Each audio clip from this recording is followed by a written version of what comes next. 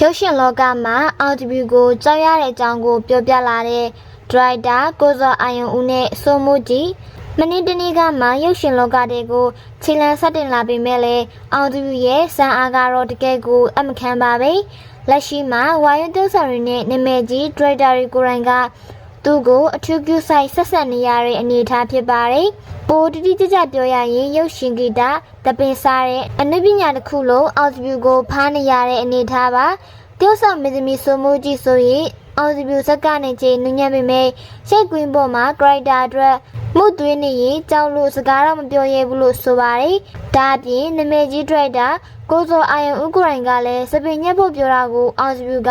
လက်မခံတာကြောင့်စပင်ကမျက်စိထဲထောက်ပြီးအကြိမ်ကြိမ်ပြင်းခဲ့ရတယ်လို့ဆိုပါတယ်။ဒါတော့အပြစ်တခုံးမပြောရခဲ့ပါဘူး။ဒီလိုလွမ်းမိုးနိုင်မှုတွေရဲ့အဓိကအကြောင်းရင်းကတော့လက်ရှိနုပညာလောကရဲ့ခြေနေကြောက်ပါပဲ။စသဖြင့်လောကရောရုပ်ရှင်လောကမှာပရိသတ်စိတ်ဝင်စားမှုရွတ်ကြနေခြင်းအော်ဒီယိုပါမသာပွဲစီပြီးတော့အပိမှုတွေရရှိရတဲ့အတွက်အားလုံးကသူ့ကိုမျက်နှာချိုသွင်းနေရတာဖြစ်ပါတယ်။မြန်မာတန်အဆိုတော်ကြီးစိုးစနာထွန်းဆိုရင်အော်ဒီယိုကိုမိုးဘော်ကနှစ်သားလေးလူတောင်တင်သားခနိုင်ခဲ့ပါတယ်။အောင်မြင်မှုတွေအထွတ်ထရောက်နေခြင်းလူတိုင်းက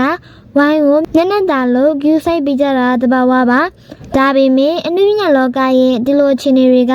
တကယ်ကိုစိတ်ဝင်စားစရာကောင်းလာပါကြောင်းတုံ့သက်တင်ဆက်ပေးလိုက်ရပါတယ်ရှင်။ဒါတွေကိုထိန်းကျောင်းနေရတဲ့နေရာခင်မွန်ဖြစ်သူနဲ့စကားများတဲ့အကြောင်းအရာတွေကိုပြောလာတဲ့မေထုကအနုပညာလောကမှာလည်းမဟုတ်ပဲစီးပွားရေးလောကမှာပါအောင်မြင်နေတဲ့မေထုကောင်ခေါ်မမေကတော့လက်ရှိမှာတော့မိသားစုနဲ့အတူလုပ်ငန်းတွေတညီလက်ညီလုပ်ကိုင်နေသူတယောက်ပါအသက်ငယ်တဲ့ခင်မွန်ဖြစ်သူစီစာညီညီနဲ့လည်းလက်ထပ်ထားခဲ့တာကြောင့်ပြည်သက်တွေကြားထဲမှာအတော်လေးကိုရေပန်း